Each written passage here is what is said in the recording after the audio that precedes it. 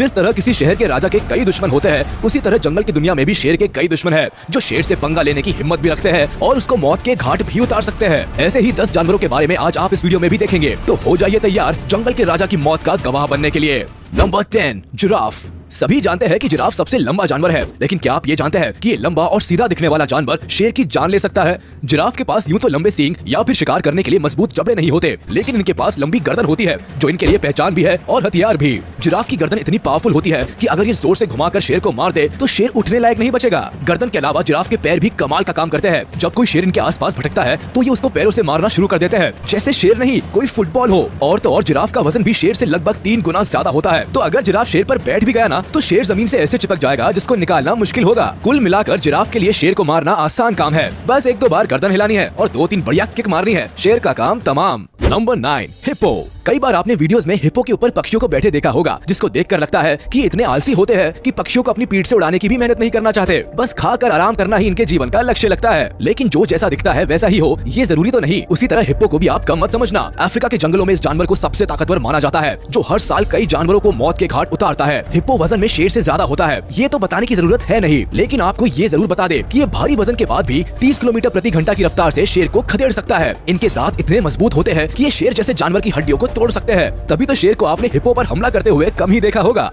Number 8, wild buffalo. अगर एक अकेला शेर किसी जंगली भैंसे से भिड़ जाए तो समझ जाना कि वो दिन उस शेर का आखिरी दिन है। और वैसे ही एक भैंसे पर बैठकर यमराज शेर को रिसीव करने के लिए पहुंचने वाले हैं। जंगली भैंसे का वजन शेर के वजन से करीब 4 गुना ज्यादा होता है और इनके सींग इतने मजबूत होते हैं कि ये शेर को तो हवा में किसी तिनके की तरह उछाल सकते हैं। और ये तो शायद आप जानते ही होंगे कि जंगली भैंसे की चमड़ी कितनी मोटी होती है, तो शेर के लिए इस मोटी चमड़ी को भेद पाना बहुत मुश्किल हो जाता है। आपने भी कई बार वीडियोस में देखा होगा कि शेर झुंड में जंगली भैंसे पर अटैक करते हैं। इसके पीछे एक और रीजन ये भी होता है कि जंगली भैंसों में यूनिटी काफी अच्छी होती है। अगर इनका एक साथी परेशानी में होता है तो पूरा का पूरा झुंड उसको बचाने के लिए पहुंच जाता है।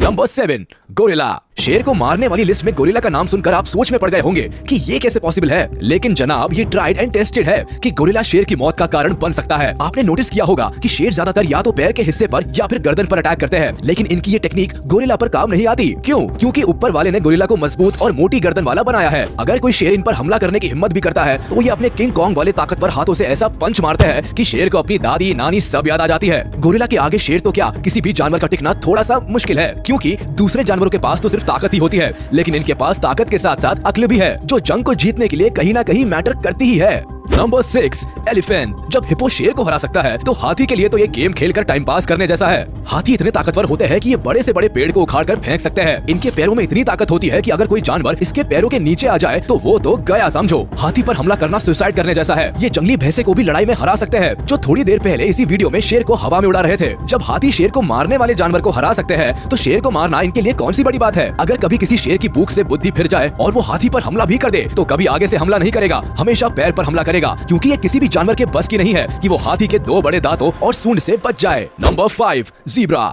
सफेद और काले स्ट्राइप्स वाले ज़ीब्रा को हम सीधे साधे और अच्छे घर के बच्चे मानते हैं, लेकिन जब यमराज के रूप में शेर इनका पीछा करता है तो ये सीधे बच्चे भी गली के गुंडे बन जाते हैं। ज़ीब्रा शेर का वन ऑफ द फेवरेट शिकार है, लेकिन इनका शिकार करना शेर के लिए इतना भी आसान नहीं होता जितना दिखता है। इस शिकार को पाने के लिए कई बार या तो शेर को जिंदगी भर की चोट झेलनी पड़ती है या फिर मौत को गले लगाना पड़ता है। जब शेर ज़ीब्रा का पीछा करता है तो ज़ीब्रा अपनी पिछली टांगों से शेर पर हमला करते हुए आगे जाता है। ज़ीब्रा जब 65 किलोमीटर प्रति घंटा की रफ्तार से जोरदार हमला शेर पर करता है तो वो चोट कितनी तेज लगती होगी इसका अंदाजा भी हम नहीं लगा सकते हैं।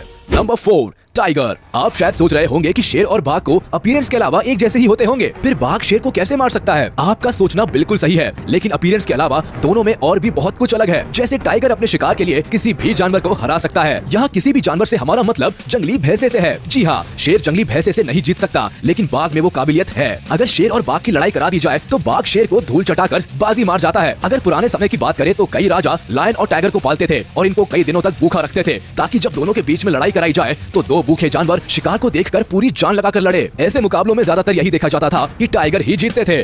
Number 3, grizzly bear. अगर शेर और ग्रिजली बेयर की बात करें तो दोनों एक दूसरे को कमाल की टक्कर देते हैं। अगर दोनों को कंपेयर करें तो ग्रिजली बेयर वजन और लंबाई में शेर से ज्यादा होते हैं, लेकिन शेर की मसल्स ज्यादा स्ट्रॉन्ग होती है। इसके अलावा ग्रिजली बेयर के पंजे भी शेर से ज्यादा लंबे होते हैं, जो शेर को अगर पड़ जाए तो अच्छी खासी चोट दे सकते हैं। ग्रिजली बेयर का शरीर मोटा होता है और इनकी बॉडी पर बहुत सारे बाल होते हैं, जो शेर की मार से इनको बचा लेते हैं। वैसे तो शेर ग्रिजली बेयर से ज्यादा अच्छा हंटर और फाइटर होता है, लेकिन ग्रिजली बेयर पैर का साइज शेर की इन खूबियों के आगे बड़ा एडवांटेज बन जाता है। किसी बड़े और ज्यादा ताकत वाले जानवर पर एक बार अगर शेर का हमला नाकामयाब हो जाए तो शेर का दी एंड होना लगभग तय हो जाता है। Number 2, crocodile. पानी में रहने वाला सबसे खतरनाक जानवर भी जंगल के राजा को शिकस्त दे सकता है और देता भी है। जब भी शेर तालाब के पास पानी पीने पहुंचते हैं तो मगरमच्छ उन पर झपट पड़ते हैं। मगरमच्छ के मजबूत जबड़े किसी भी जानवर को अगर एक बार पकड़ लेते हैं फिर उस जानवर का बचकर जाना मुमकिन नहीं होता, फिर चाहे वो शेर ही क्यों ना हो। मगरमच्छ तो आसानी से अकेले एक शेर का शिकार कर सकता है, लेकिन शेर अकेले मगरमच्छ का शिकार नहीं कर सकता क्योंकि मगरमच्छ की चमड़ी कांटेदार और मोटी होती है। वैसे तो शेर मगरमच्छ पर हमला कम ही करता है, लेकिन अगर ये मगरमच्छ पर हमला करने पहुंच भी जाए तो कई बार ये खुद ही शिकार बन जाते हैं। पानी में रहते हुए तो मगरमच्छ स्ट्रॉन्ग है ही, जमीन पर भी ये शेर को हरा सकते हैं। हाँ, पानी में शेर के पास बचने का ऑप्शन कम होता है, लेकिन जमीन पर ये अपनी जान बचाकर